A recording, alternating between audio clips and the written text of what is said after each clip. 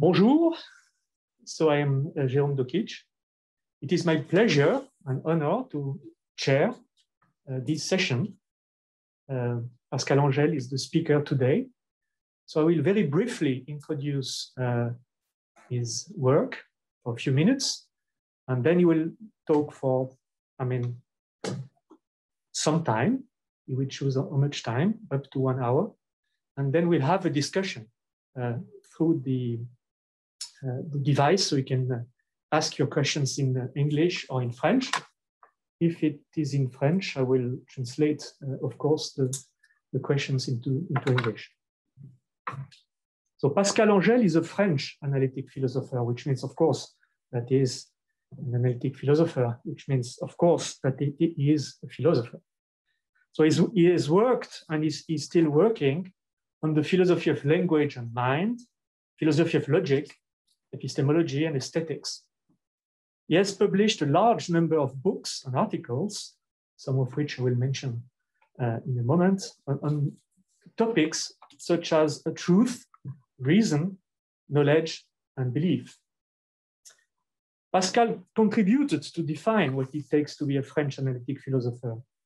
He has made contemporary analytic philosophy available to the French-speaking community through numerous translations of major authors, such as Donald Davidson, Cell or Daniel Dennett, and many others. His books such as La norme du vrai, 1989, The Norm of Truth, it has been translated into English, or more recently, Va savoir, which is difficult to translate, but go figure, it's a book about which defends a certain theory of knowledge. All these books have been influential to many young philosophers in France and abroad. His unique way of doing analytic philosophy is also enriched by his extensive knowledge of French philosophy or French culture in general, both historical and contemporary. His philosophical disputes with authors who don't always share his criteria of clarity, rigor, and intellectual probity have remained famous. He also rediscovered forgotten authors, such as Julien Banda, whose love of truth and fight for reason Pascal has shown in Loi de l'Esprit 2012, Laws of Mind, to be urgently needed in these times of post-truth, alternative realities, and other cases of bullshit or foutaise in French, or baratin. Pascal's long inquiry into the nature of truth and reason has led him to develop a position that belongs to both realism and well-tempered pragmatism. On the one hand, our assertions are answerable not only to the tribunal of experience, but to the high court of reality. On the other hand, reality is within our reach, as it must guarantee, for instance, the success of our actions. This crest position, held with an iron fist, pitted him against the pragmatist anti-realist philosopher Richard Rorty in an anthology exchange published both in French and English, À quoi bon la vérité, 2005, in English, What's the Use of Truth? Pascal's most recent work focuses on the ethics of belief and more generally intellectual ethics. For instance, you can see his Les vices du savoir, 2019, The Vices of Knowledge. And this work has both a fundamental aspect, which is a reflection on epistemic norms and values, and a practical aspect, which has to do with how we can and should follow the intellect's dritta via, the straight path, and avoid the vices of knowledge, which are diverse and includes gossip, stupidity, foolishness, madness, snobbery, curiosity, and pride. His, I think, most recent book is called Manuel rationaliste de survie. So it's a rationalist, how do you say, manual of survival, 2020. Pascal's presentation today will tackle the most difficult issue in philosophy, but an issue which has implications for almost any scientific inquiry in social sciences and elsewhere. And this concerns the relationship between values norms and reasons, especially if we consider them as it does in a realist framework. So I gave him the floor right away. Thanks a lot, Jérôme, and thanks a lot to the organizers of this series, who have been very operative in this, in making it a very exciting and interesting event. I have a motto for this talk, which I take from the blues person Bessie Smith. She has a song which is, "A good man is hard to find." But the fact that Jérôme could introduce me proves that this is false. So I'm interested in norms and reasons and values. And actually, it's been most of my work since the last 10 years. And I'm supposed to deal with these issues at the EHESS. And so it's a pleasure to come back to these issues. I'm not going to present really a conclusion which I could put forward as a basis of an argument. I want to present more something like a field and the way I approach it. So my question is a very classical one, which has figured in Anglo-American philosophy as well as in classical philosophy for quite a while. It's a question of a relationship between the good and the right, to take up the name of a famous book by the British philosopher David Ross, Sir David Ross. It seems to be a question which looks entirely conceptual or semantical. Are the concepts of the good and the concept of the right independent, or are they equivalent? Are they compatible, or are they incompatible? Can you reduce one to the other? Do they have the same sense, or are they different? So this is a distinction between the norms and the values. Sometimes these notions are brought together in such a way that there is no distinction. But of course, there is a distinction.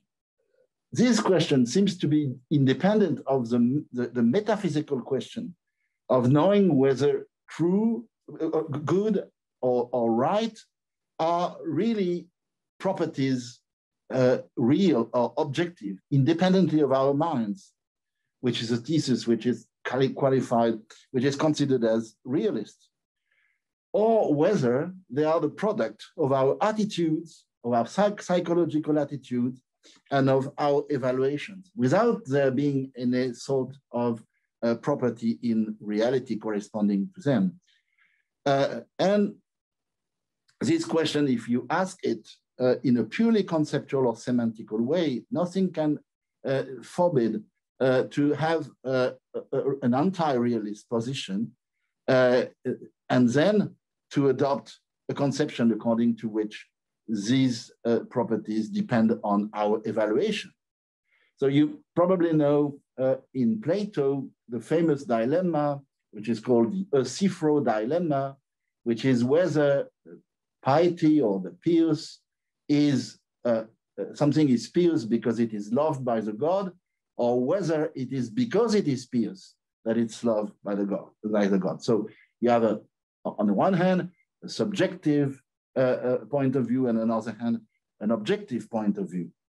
And so if you think of these questions as purely conceptual or semantical, by which I mean as questions about the concepts and not about the properties themselves, it's perfectly possible to have one or the other position in metaethics, that is, in the field which deals with the reality of norms and values, and to defend the view that all these notions come up to nothing, or are just the statements which deal with them, this is good, this is right, are all false. But actually, a realist about values and norms could defend exactly the same view, because he will say then that those statements are just true. So it seems that whether you are a realist or an anti-realist about norms and values, you can choose whichever metaphysical position that you want. But actually, it's not quite right to say that these questions are purely conceptual or semantical and independent of the metaphysics of them. Because, of course, if the good is a property which is independent of our judgments, there is a reason to think that the realist position is at least plausible. Correspondingly, if you believe that the existence of a separate entity, such as the good, such as a kind of quasi-Platonist entity, and if you say that all the moral statements bear on judgment, which are themselves about oughts or imperatives, then you can also defend the view that they depend on our responses, and that a form of anti-realism is thus true. So think, for instance, also about another topic which is rather classical in moral philosophy. The topic of the relationship between ethics, an ethics which is teleological, that is, which is based on values, and an ethics which is deontological, based on duties and oughts. Clearly, those ethics don't speak about the same thing. And so there is a real dispute, which is not purely conceptual or semantical. I'm just saying this because in the tradition from which I come, the analytic tradition, it is very customary to try to use distinctions which are distinctions in meaning and concept in order to sort of destroy the metaphysical appeal of a question. But actually, I think that the metaphysical appeal doesn't disappear. And so the questions still are still metaphysical. But the reason why people have been a bit puzzled by these issues for quite a while is that the dispute cannot really be solved. I mean, you have people who believe that ethics should be formulated in terms of duties, and you have people who believe that ethics should be formulated in terms of values. And then you have a third group of philosophers who came recently on the field.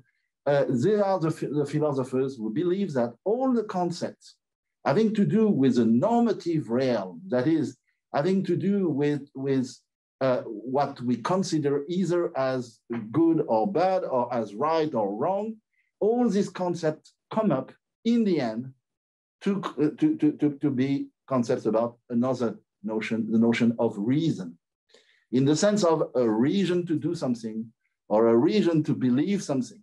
And so these philosophers consider that the concept of reason is primary, and that we could sort of unify the normative realm under it. So I want to present some of the arguments which lead us to an answer which has been very attractive to many philosophers these days, which is the idea that reason is the primary, the main concept, or as one of my colleagues says, wears the trousers. So is there a primacy of, I shall start first with the classical question and remind you of some of the debates in 20th century philosophy about whether values come first or whether duties come first. And first I have to say something about normative concept. What is a normative concept? What is the domain of normativity? Well, I've just said it. It's the domain of evaluative concepts, which in the first place, or as the technical term has it, the concept of the axiological concept, which from axiology, which has a value. These concepts are the concepts of good, bad, and so on. And this is on the one hand the value concept, and on the other hand the deontological concepts such as ought, obligation, duty, permission, interdiction, or being forbidden. So I shall call normative in the narrow sense the concepts which are deontological. I will follow this, but I will also use normative in the wide sense to designate all the concepts in the group of both axiological and deontological. So there is a wide and there is a narrow sense of normative. And also something which is very important and which is quite important in a school like the École des Hautes Études en Sciences Sociales, where you have many sociologists of norms and values, is that norms are not only ethical norms, there are also norms in the field of knowledge, epistemic norms. There are also norms in aesthetics, aesthetical norms, and many people are interested in the links between those notions. It makes quite a difference whether you are a defender of the axiological side or of the deontological side. But to begin, let's just come back to the notion, to the semantical distinctions that I was alluding to in my introduction. It's clear that there are big differences between these concepts, the evaluative and the deontological. Take the terms like good, valuable, bad. In general, they are constructed as predicates, such as, for instance, John is good, which they are also attributed to states of affairs or to events, such as war is bad, killing is bad. That's for the axiological concept. Deontological concepts, such as one ought to do this or that, or it is forbidden to do this or that, or it's permissible to do this or that. These notions are operators. You say someone ought to do this or that, and ought to is an operator. Now, in order to start talking about the notion of reason, I would say also that the notion of reason is a relational notion. You have a certain kind of reason, for instance, to pick up your watch on the desk, and the reason that you have to pick up your watch on the desk is relational. It's a relation between myself, the watch, and the reason which I have to pick it up. So it's fairly different in terms of the grammar or the semantics. Second difference, the terms of values such as good or bad are degree-like. I mean, there are terms of degree. You are good, you could be less good, you could be better, you can be bad, and you can even be worse. Whereas that doesn't work for deontological concepts. Deontological concepts are in general applied to actions. Either you have to do this or you have to do that, but you cannot say, for instance, that you have a kind of a degree of permission, or that you have a degree of interdiction. Of course, when you speak to a policeman in the street, you say, I was more or less allowed to park my car here.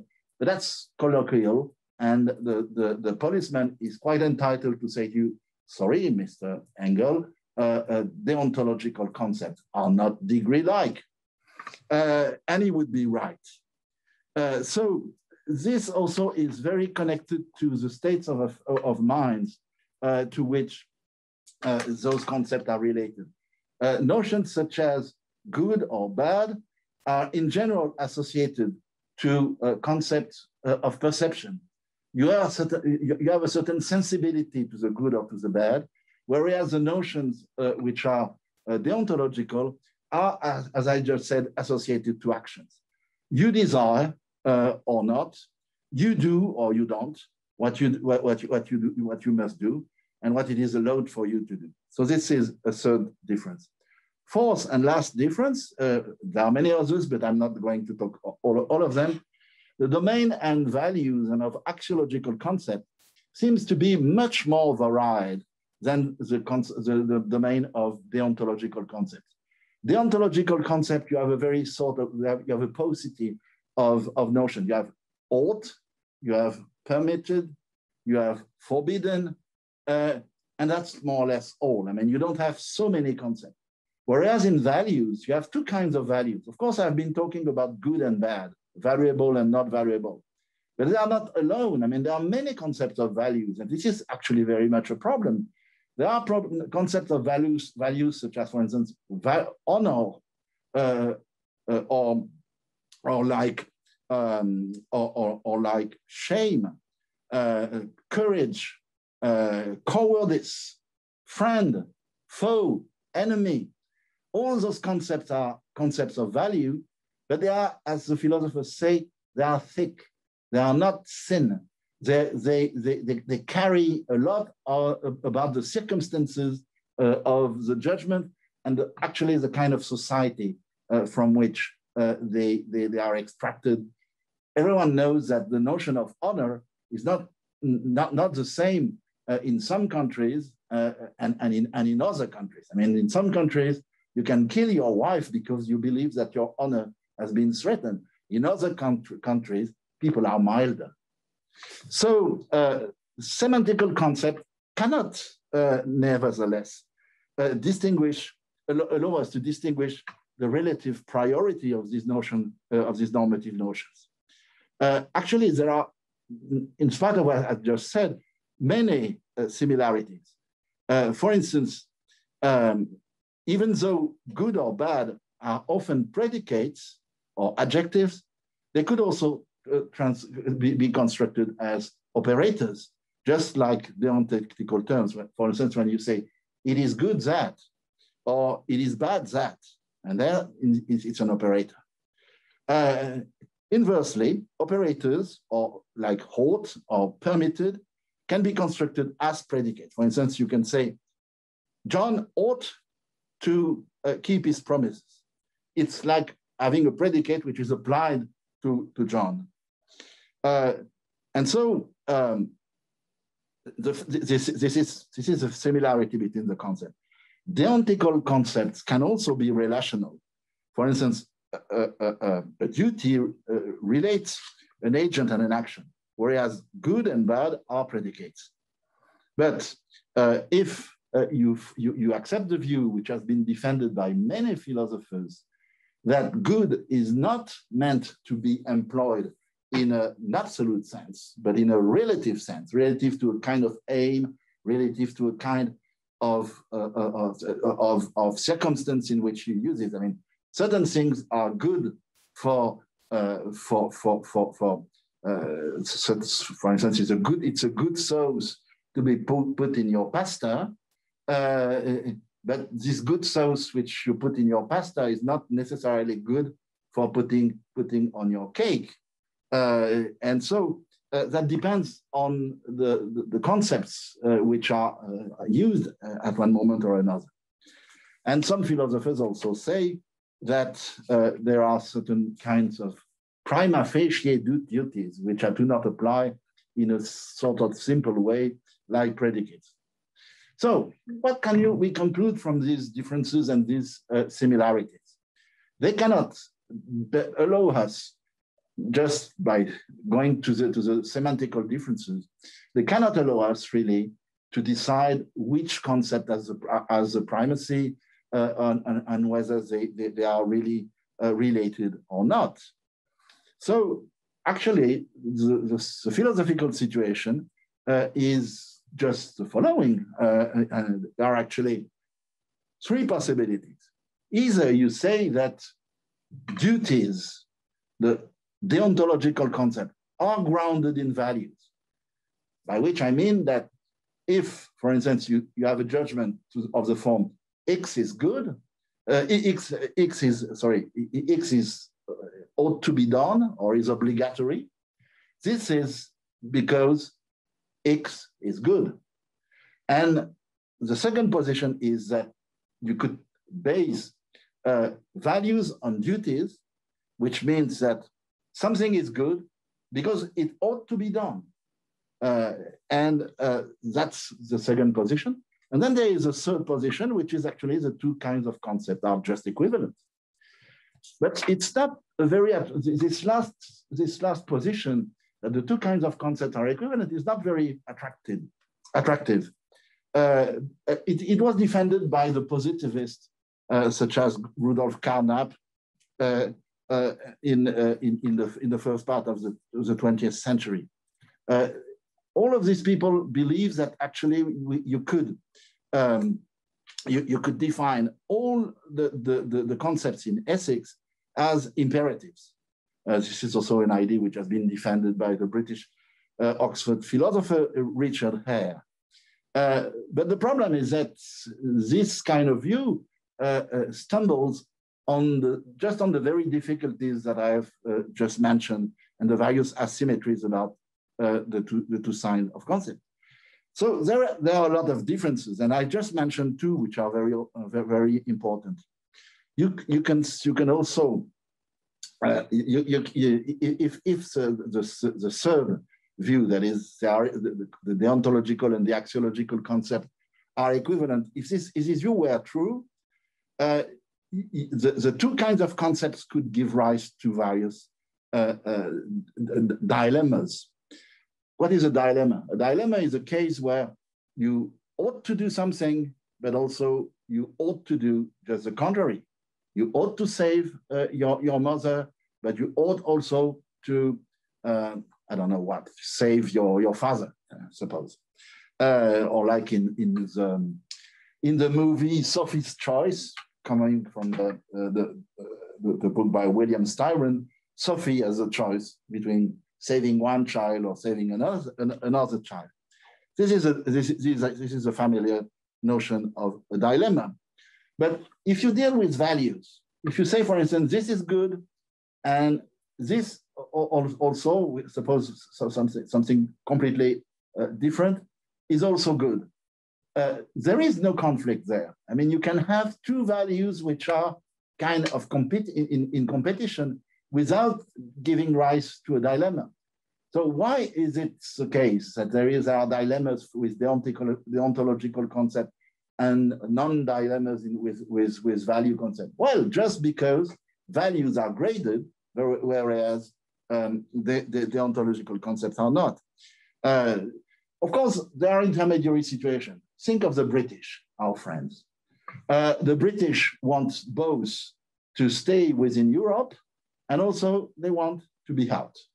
They want to Brexit, and now they have Brexited, so the dilemma has been solved. But of course, they could do that, but it's not a logical concept. It's not a logical conflict, because there is no bar with wanting what is impossible, in spite of what Napoleon said about the French. Why is that so? Because ought implies can. And that's a basic thing about the deontical concept. Whereas values, which are incompatible, for instance, justice and truth, maybe, or can be both good and desirable. So, because of this, you cannot really say that the two are equal. So it leaves us with only the two first theses. The thesis that the axiological concepts come first, and the deontological concepts come second. A writer in the 20th century in British philosophy, a writer like the philosopher G.E. Moore, one of the most influential philosophers in the English-speaking world, although he is virtually unknown in a country like us, like ours, has defended the idea that good is an undefinable property, which you cannot make equivalent with any natural property. What does he mean? He says, what he means is that if you try to define good with another property, such as, for instance, which gives pleasure, or giving the maximum happiness, which is a descriptive and natural property, Moore says you can always ask the question, when you have defined good with giving pleasure, but is it good? Is it good to have pleasure? Is it good to maximize happiness? And if the answer remains open, then that proves, according to him, that good cannot be defined through a natural property. So he has changed his view later on, but basically he is a defender of the primacy of good and the indefinability of good, and of its impossibility to define it through the notion which would be deontological. Now, in the case of, that's a classical axiological position. It looks a bit like a form of Platonism, but it's not. But let's for the moment don't try to dig a bit too much within Moore's position. Take now the opposite position. Take the position according to which good can be defined through duty or through ought. The concept of what is good can be defined in terms of the notions of permission, interdiction, obligation, duty. There is, of course, the connections that I have indicated, but it's much more difficult to define it directly.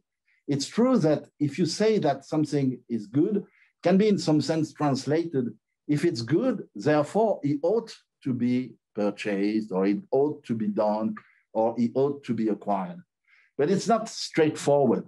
So many philosophers, especially at the end of the 19th century, when the value theory started off in philosophy, because I mean, many people say that there is no progress in philosophy, but there is progress in philosophy, especially in value theory. It was a topic which before the end of the 19th century was not very present within philosophy. Of course, you had various discussions and various theses which were proposed by various philosophers, but systematic value theory has not been studied before the end of the 19th century.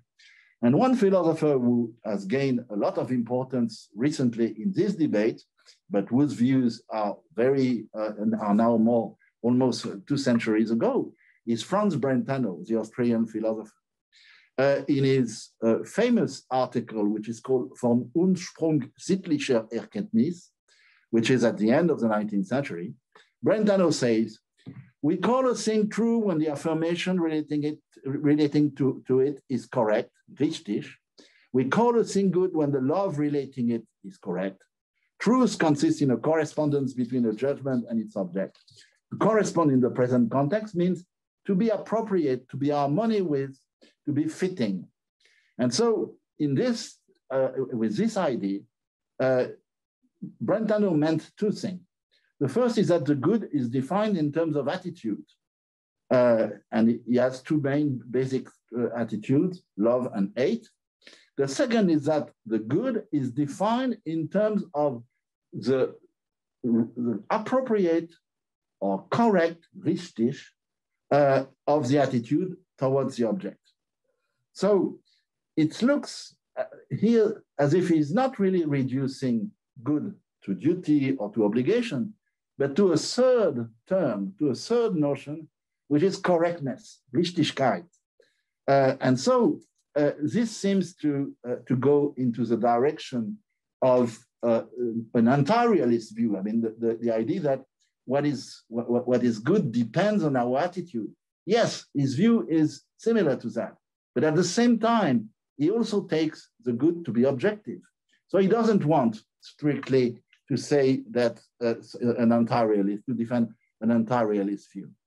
So another author who has been very important in this says it's a writer called Alfred Cyril Ewing. He said that the good is intended to cover any favorable attitude to something. It covers, for instance, choice, desire, liking, pursuit, approval, admiration.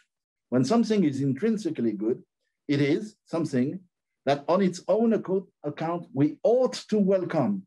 So you see here that he deliberately uses the notion of ought, but nevertheless, it says that the notion of ought is based on this idea of Richtigkeit, correctness or appropriateness or fittingness of the attitude. Today, this view that you can, in some sense, reduce good to a normative and quasi-deontic notion, such as correct, has been defended by writers who want to say that the primary concept, the most important concept in meta-ethics is the concept of a reason. The attitude which they want to highlight is the attitude of having a reason. And if your reason is appropriate, if your reason is correct and well attuned to the situations which you want to characterize, then we say that there are reasons.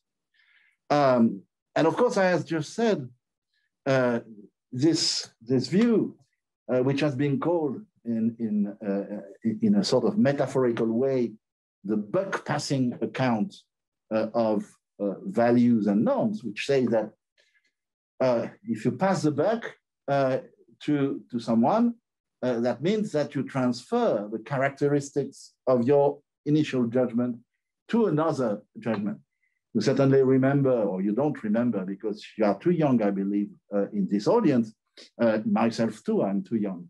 You probably remember the President Truman, who was president of the United States at the end of the Second World War, who said, who had a certain, he had a poster, he had a little tag on his desk where it was not written Pascal Engel, but it was written, the buck stops here. So where the buck stops is where the more primitive notion is coming. And so instead of Pascal Engel on this, the buck, there should be, according to the buck passer, should be written reason, which is not so bad for me. So if you take the notion of a reason, you seem to be able to, things seem to be much more tractable. Things seem to be more easy because when you want to do something, when you want to believe something, or when you have to believe something, it seems that it's basically because you have certain kind of reasons. You have a reason to go to the dentist because your teeth feel hurt. And it seems that the notion of reason has this relational character that I mentioned some time ago at the beginning of my talk. And this is a relation between you, a certain kind of fact, and the relationship. And the relationship is the relationship between yourself and this fact. I mean, it's good for you to go to the dentist, not all the time, but when your teeth feel hurt. So a reason is, as these people say, it's something which, it's a certain fact which favors a certain kind of attitude or a certain kind of judgment. And this is the basic building block of the series of these people. Now, the problem, which I have already indicated with the view of Alfred Cyril Ewing, is that if this notion of a correct attitude is taken as primitive, if the notion of a reason, which is this relationship between a certain kind of fact and yourself, is present, doesn't that mean that actually it is the attitude which creates the value concept, which creates a normative concept? For instance, to take an example, it's an attitude which seems to be in many ways subjective and contextual. Think, for instance, of this short story by Henry James, The Jolly Corner. I don't know whether you know it. It's a ghost story, like most of Henry James' story. And the Jolly Corner is actually not very jolly because it's a place where the character of the novella is going to meet a certain ghost. The ghost of himself, actually, like the story has it. But I neglect this detail, that you could see your own ghost. The corner to which you see that alluded is pretty. It's pleasant. But what is a pleasant? It's pleasant in some circumstances when the ghost is not there, when there is, for instance, a house, a nice garden. But it's very unpleasant in other circumstances. So how can it be possible to have a certain reason to go to a jolly corner if the jolliness, if I want to say, of the corner depends on the circumstances and its ghostly presence? So it's a problem. It's a problem because then if you take the notion of reason as primitive, you will have difficulties, for instance, when you will have to weigh the reasons against others. You may have more reasons to go to a jolly corner than to go to the beach. You may have less reasons to attend a talk by Pascal Engel than to attend a talk by Jérôme Dokic. And these reasons can be weighted against each other. Or to take an example which is less committed, you can prefer to go to a certain movie theater than to another, and you have this notion of preference, which has to be taken into account. So the fact that you have transferred the weight, so to say, of normativity to the notion of reason and to the kind of attitude that you have to fact, which is itself supposed to translate the notion of good or right, doesn't solve your problem. Another difficulty is that there are many cases where you have a reason to do something, but this reason is in some sense no good. Imagine, for instance, that there is a demon who has a great power, a powerful demon. In the kind of philosophy that I'm doing, just like in Descartes, there are many demons. I mean, the demon is a sort of a familiar device. Now, in this case, the demon is threatening you of, for instance, torture. And he tells you, if you don't admire me, suppose he's very ugly, all green, it looks really like the kind of animal that you find in Marvel movies and so on. So he says, admire me or I will torture you. In such a case, you certainly have a reason to admire the demon because otherwise you will be tortured. But at the same time, it's not a good reason. It's not a good reason because the demon is not admirable. He is ugly, he is mean, and so on and so forth. So you have to make a distinction between various kinds of reasons, and so it doesn't solve really your problem.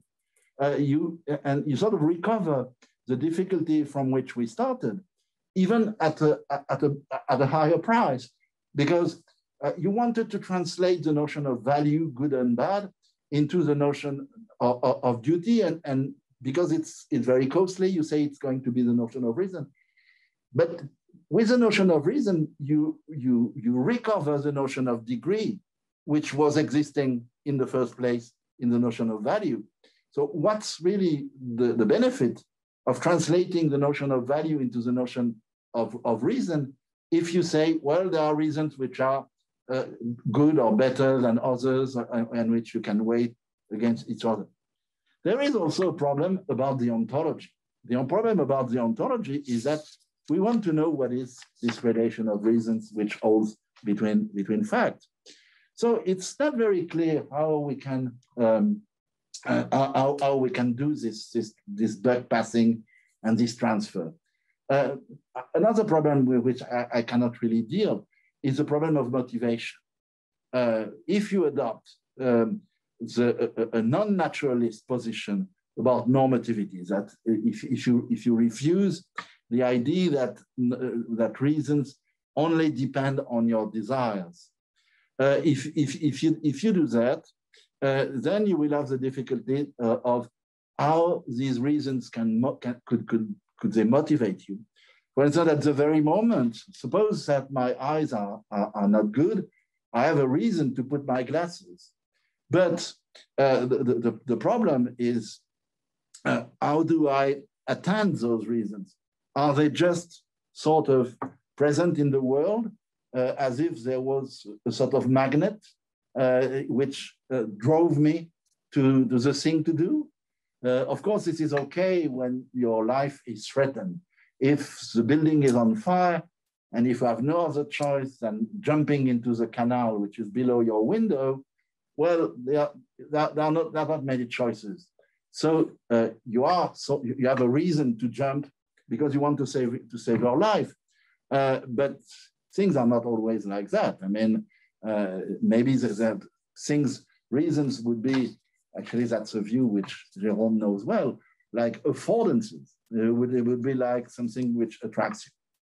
So what has been called the fundamentalism or the primitivism about reason is certainly a very difficult view. So last point, which I want to mention after this very, very broad and vague presentation of the issues. If we accept this primitivism of reason, if we accept this buck passing view or the idea that in some sense, all the axiological concepts are based on the concept of a reason, and the concept of a reason is a unifier of the normative domain, we want nevertheless to ask on what our reasons are grounded. Because certainly we want to say that reasons are facts in virtue, and we attend to them in virtue of a certain relation between us and them. But what makes this relation a relevant and an important relation? Well, here, there is a little voice which we have tried to make silence from the very beginning. The voice says to you, well, if you have a reason to do this or that, isn't it because it's good? Isn't it because it's in some sense not only desirable, but objectively good? If I have a reason to jump out of the hotel in flames into the canal, and isn't it because it's good for my life? Isn't it because my reason is grounded in a certain kind, not only of fact, but a certain kind of value? And here you encounter a problem which the philosopher G.E. Moore, George Edward, I mean, in French, we like to call them by their real names. In English, they prefer to not to say their real names. But G.E. Moore said that there is a certain kind of relation between the good, the values, and the natural properties. Actually, he was not defending the view that values are completely undefinable in the sense that they cannot be related to certain things which are natural. And he used the notion, which is very popular these days, of supervenience, which actually is a notion which comes from Aristotle. The idea is that when you say that something is good, it supervenes on certain natural characteristics of the thing. Think of a knife which cuts well. Well, the good cutting quality of the knife is actually based or supervenes on certain natural characteristics. So if this is the case, then there will be a much more tighter relation between the notion of reason and the notion of value. But that's a part of the story which I cannot tell you today. I just content myself to indicate it. And if I'm invited in a second time, I will tell you the story, but here I stop.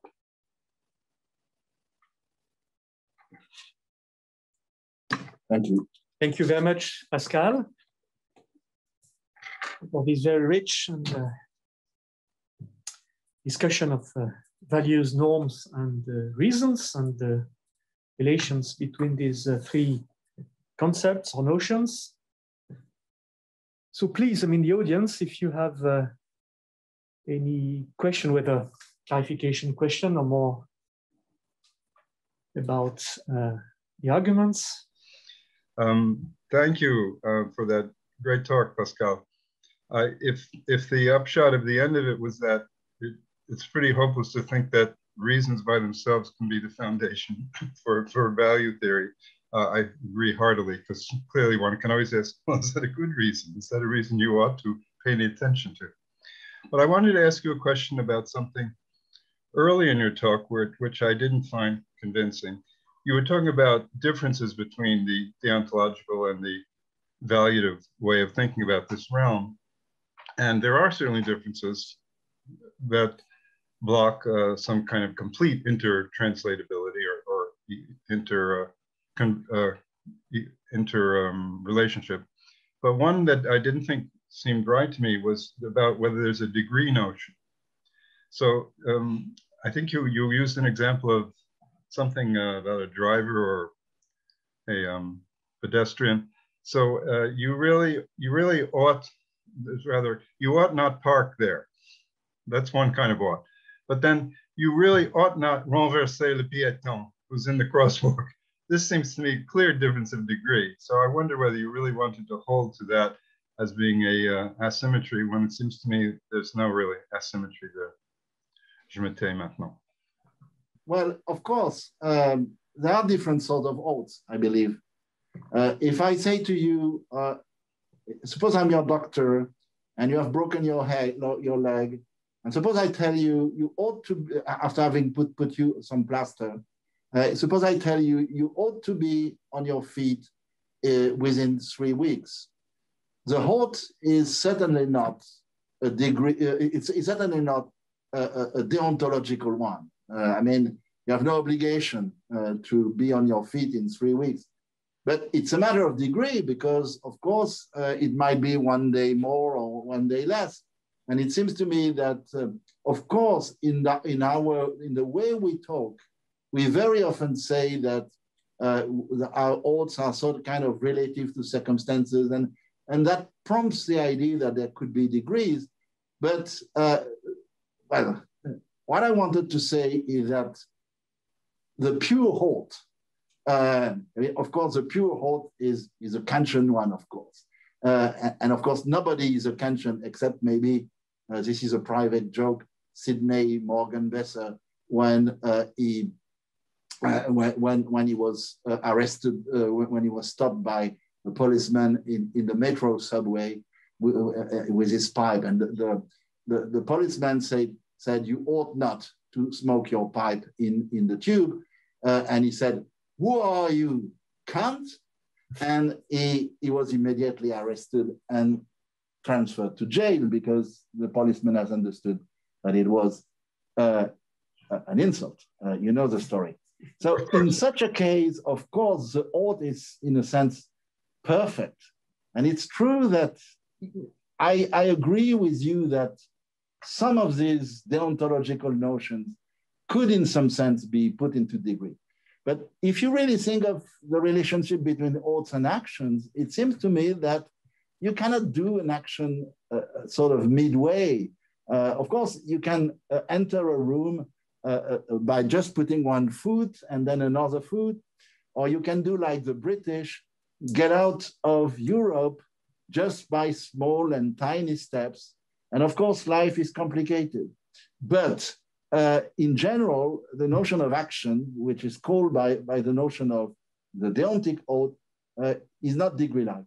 But I'm perfectly happy with your remark, and it's very useful. Thanks a lot.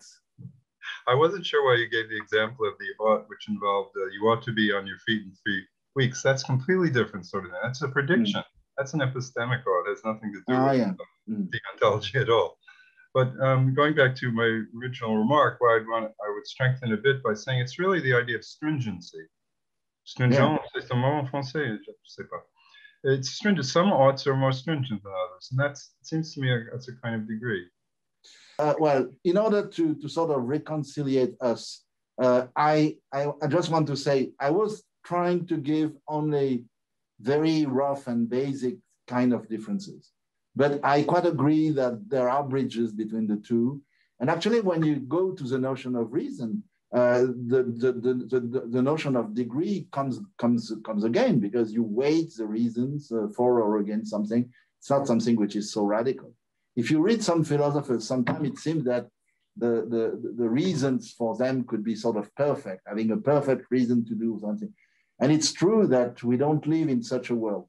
But we have to have what Max Weber called an ideal type notion.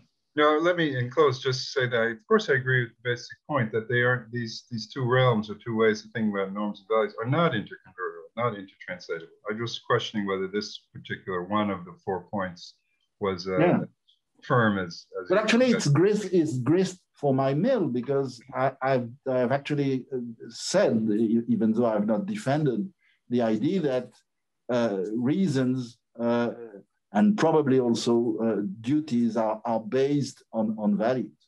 How they are based is a more difficult thing, which I have not been able to say and to actually really to figure. Thank you very much. We have a question by Christopher, which is a note measured by the weight of the consequences? Yes, that's a difficult issue. I mean, when we talk about the notion of value, there are different sort of views there.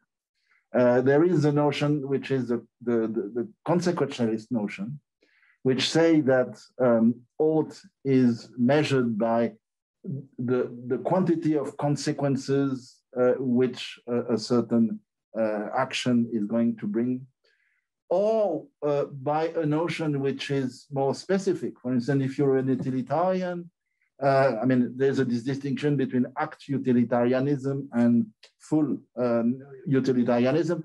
If you're an utilitarian in the classical style, that's a question of having a certain amount of consequences and happiness. So, of course, there are differences, important differences here. Yes, I quite agree. It seems to me. Let me just jump in. So it's a very broad question about the relationship between values and reasons, and about the reason first approach that you presented and maybe a bit criticized. Do you think what do you think about the folk, the naive fear of values? I was thinking of cases in which people seem to consider that values are above, or at least some values, and religious values are often a case in point, above reasons. For instance, in moral psychology, you have this phenomenon called dumbfounding, when people, for instance, people say that it's wrong for a brother and a sister to make love together, to have sex. And of course, they have reasons to justify, I mean, these moral judgments. But I mean, you design a scenario in such a way that all the reasons actually are wrong reasons, but still they maintain that it's wrong. It's not right for brother and sister to have sex. So don't they consider that at least some values are above any reasons that you might invoke in favor of the judgments, the moral judgments? But I mean, religious judgments might be also mentioned. Yes, in a way, but in another way, not. I mean, the defenders of the reasons first approach in metaethics, I have not given their names, but there are people like Derek Parfit, Timothy Scanlon, John Skorupski, those philosophers who have been very important in the recent years for promoting this conception. They insist on a certain property of reasons which makes them, so to say, malleable, that is, their promiscuity. Mm-hmm. The idea is there are all kinds of reasons. And of course, there could be a hierarchy of reasons. People could say, oh, that's okay to have sex with, say, your brother or sister, but above all, don't have sex with your mother. Suppose that people have this kind of hierarchy. That's perfectly possible, and that may depend on various kinds of circumstances. That's one thing. Another thing is that which I want to highlight is that there are also various kinds of values. There are moral values, there are social values, there are ethical values, there are epistemic values, and there are aesthetic values. There is an array of values, and the notion of reason is supposed to take that on board. So it's prima facie. I mean, of course, the theory has to be developed, but the people who defend the reason first program want to say, they don't want to commit themselves that there is only one kind of reasons. And if they want to relate the reasons to the virtues, they don't want to say that there is only one kind of virtue and that. But otherwise, it's true that values, I mean, that depends how you construct value. They are considered more or less as monadic properties. And it's true that, and also there is this big debate whether there is something like an intrinsic value. If the case you mentioned about incest is one thing, but there's a big discussion whether some values are final or some values are intrinsic. I've not been talking about this. I was just trying to sort of juggle with the concept in this present. But of course, you could, if the program reasons first is sound, and as its upholder say, it should be developed in this direction. I mean, you should normally could reconstruct the whole meta-ethical field in this way.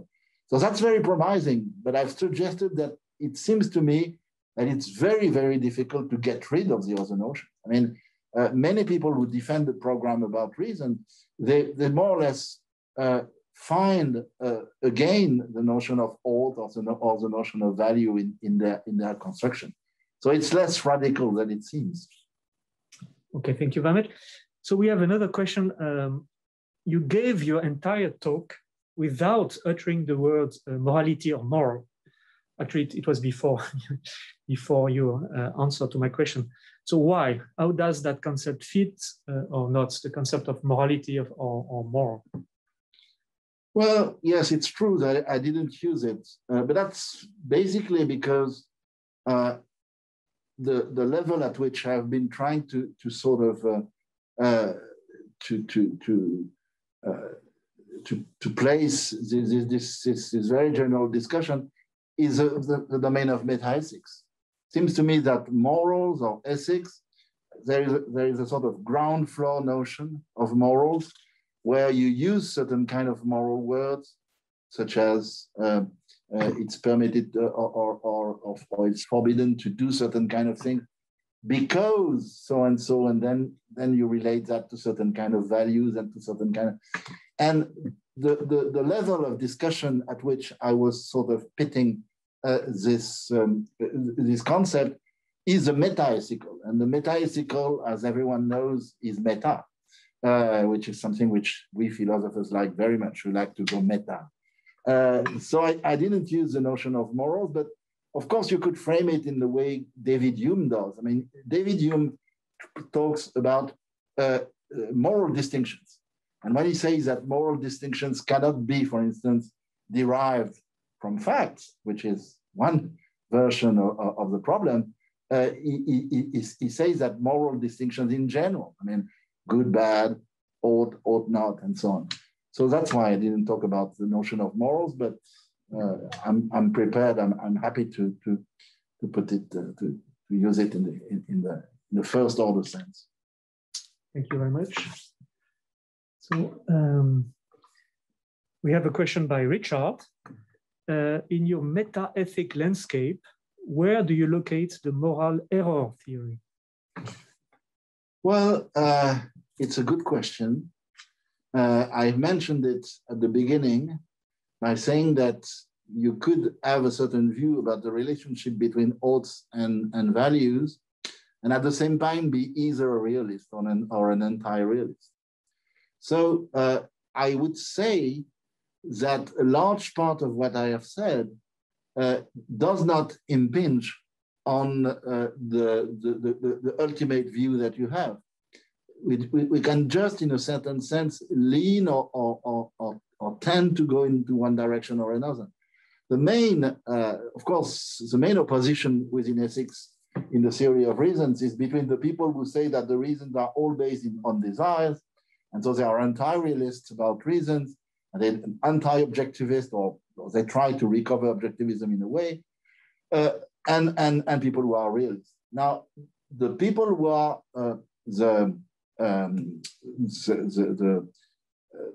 the irrealists, or those who defend the view defended by John Mackey, that we have to have a surface level discourse which is referential and which is truth-like, but nevertheless, all those moral distinctions don't mean anything. I mean, it's not that they don't mean anything. They mean, but they have no reference. So it's perfectly compatible, it seems to me, with the landscape which I have described. I mean, you could have an opposition between those who say, okay, that's fine. You made a very good map of the relationship between this concept, but they are all empty. That's perfectly possible. But it seems to me that it's quite hard to defend the irrealist view, or the completely nihilist, as it is sometimes called, view, with a notion of reason as fact. Because if there are no facts, well, we are not so well off. So yes, in that respect, it excludes the irrealist position. Thank you very much. No, perhaps Pascal, you can say something about the epistemology of norms and values, because for non-philosophers, you may know that metaphysics is the study of what there is, let's say, and epistemology is the study of what can be known, or at least believed with reason, or something like that. And so, how do you see the relationship between the metaphysics of norms and values on the one hand, and the study of how we can know norms and values? And of course, for the lay people, probably the most urgent question is how do I know what to do, or do I know what is a good action, and so on and so forth. So, of course, it's a meta-ethical inquiry that you're interested in.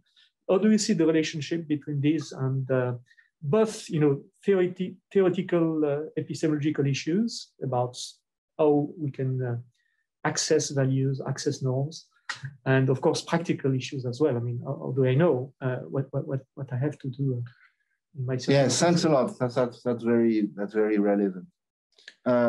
It seems to me that one of the virtues and one of the attractions of the Reasons First program, that is putting the notion of reason at the forefront of our ethical vocabulary in general, is that the notion of reason seems to be much more tractable than the talk about values or duties. I mean, even in philosophy, even when you read Kant, or when you read Plato, and when you read the philosophers, when they talk to you about transcendent values or about categorical imperatives, that's very scary. I mean, you feel completely frightened by such words.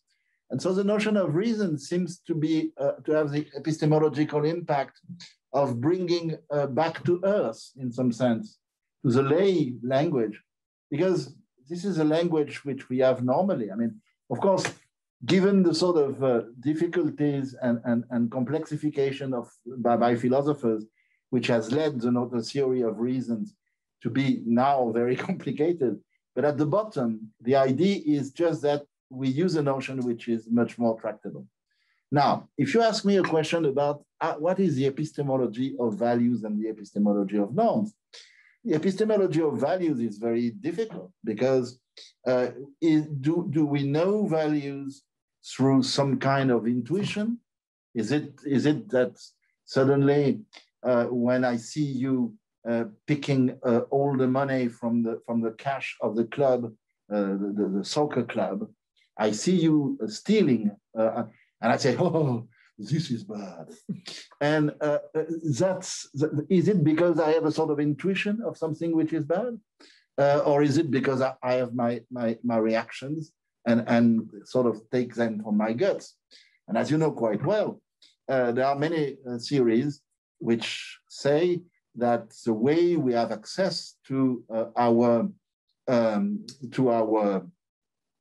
values is through some kind of emotional state. And it's very difficult to formulate exactly what would be the relation between the emotion, the feeling, and so on. And so the problem is not solved.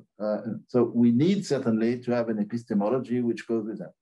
Now, take the notion of reason.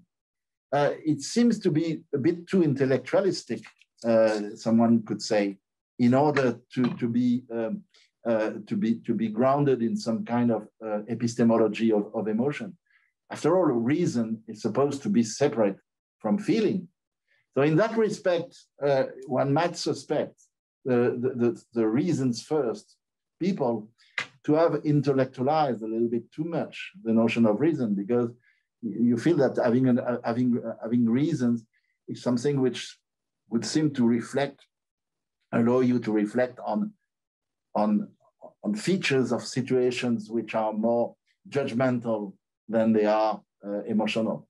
So I'm not saying that this is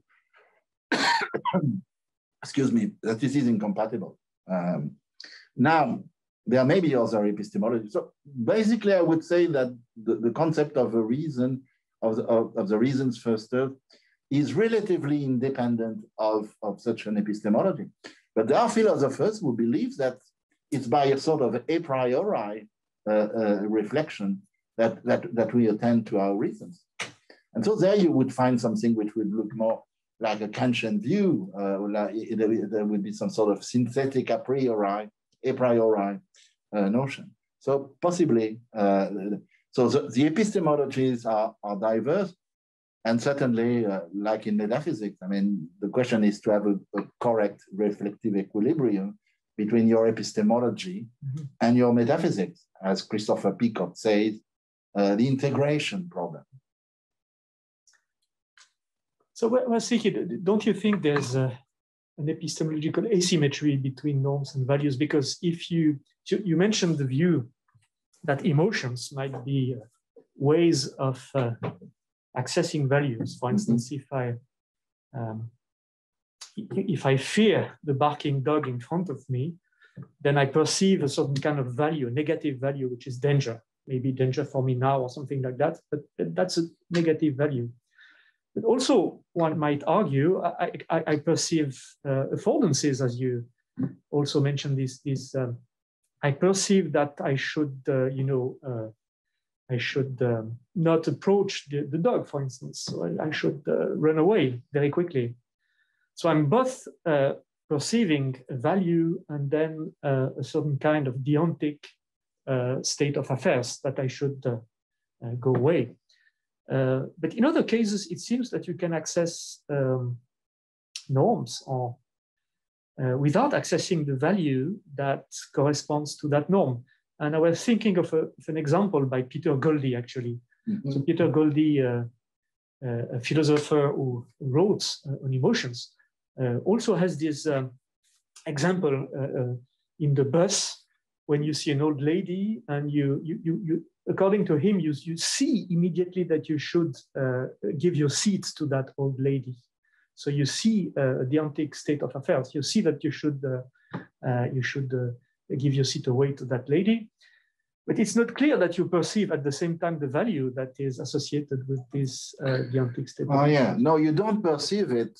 But the fact that you don't perceive it, or that you don't have the same kind of access to values and to norms, is, I think, independent of the idea that norms are grounded in values. The notion of grounding, which is so much used and popular these days, is a different sort of relation than the epistemological one. I agree. Now, the problem is that perception and intuition are sometimes very bad guides. Suppose you are a Nazi, and then here you see someone to kill and who is Jew. Oh, suddenly the voice of your conscience tells you, let me kill him. That's not maybe a good idea, then, of course. Okay, interesting. Well, a bit provocative. Maybe another very, very general question, waiting for possible further question from the audience. I mean, some people say that the concept of reason is the concept of a social phenomenon. I mean, reason is grounded on, exchanges between people, I mean, argumentations, justification, and so on and so forth. So social epistemic activities. But the notion of value is not in the same way obviously a social notion, or what do you think about that? Do you think so? Yeah, I don't know. Well, one of my colleagues, Natalie Hennig, has written a whole book on values, where she argues that values are at bottom social, and I believe that it's defended by many people in the sociological tradition, isn't it? Or even Durkheim was a hero of this school. Mm-hmm. So, well, actually, Durkheim is more on the normative and deontic side, because he says that society gives you norms and not only values. But well, it's a further question which has to do with the way you construe your realism and your grounding relation. Some people say that the grounds come from a certain structure of values which is independent of society, but other people who call themselves moral realists say that realism is based on certain kind of natural facts, among which are psychological and sociological facts. I guess that the people who have been called during the 1960s, 70s, the corner realists, defend something of that sort. I don't know whether there are still many corner realists in corners these days, but that was a school, and it makes sense. But do you think that there's an implication from the view that reasons are at bottom social to the view that values are at bottom social as well?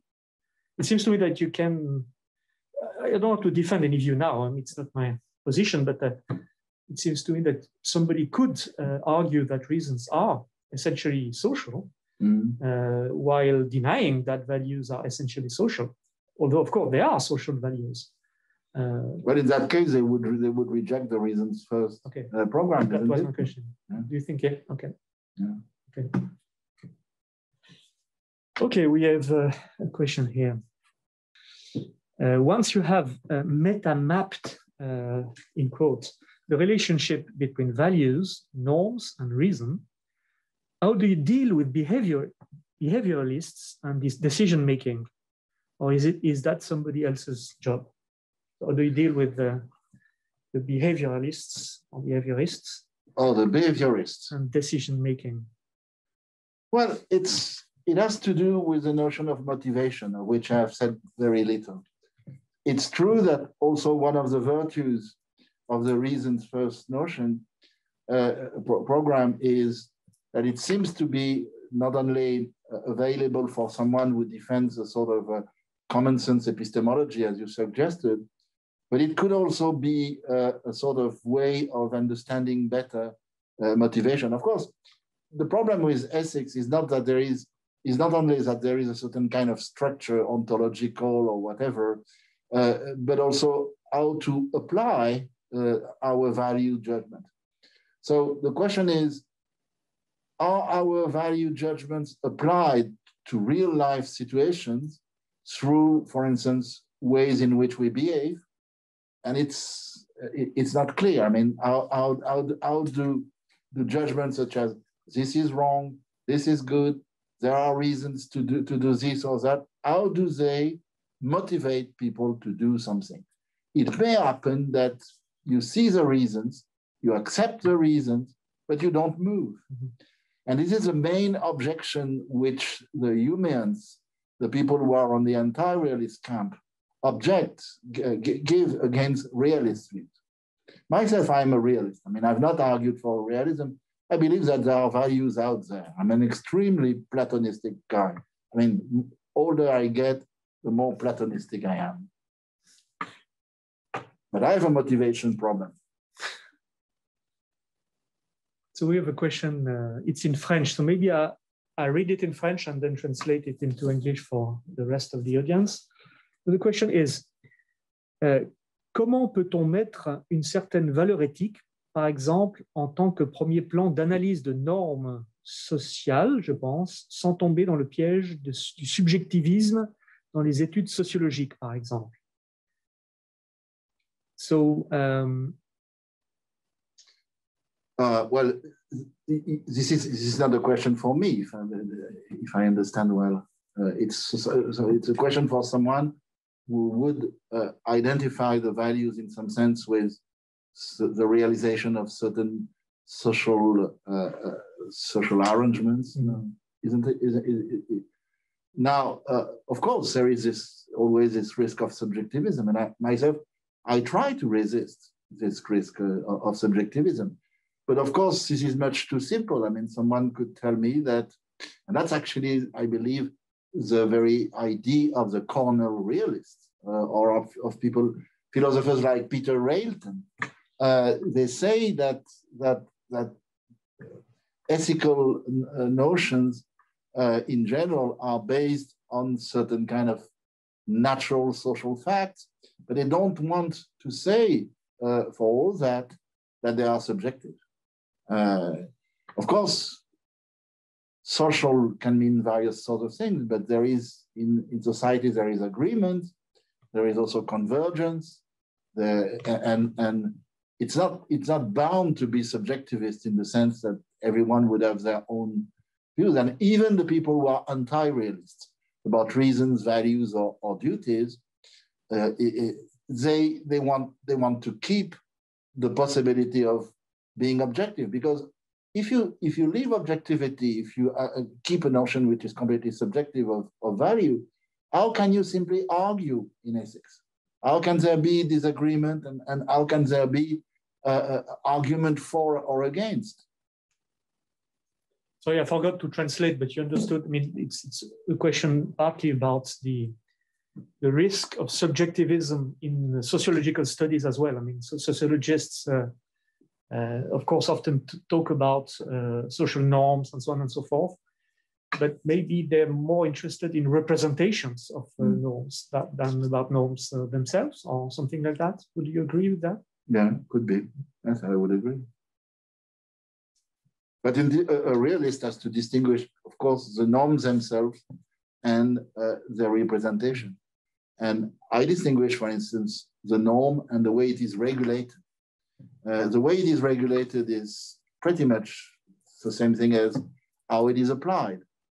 But some people might tell me that the norms are always applied, that they are down to earth, they are not in some heavens and skies, starliche Himmel.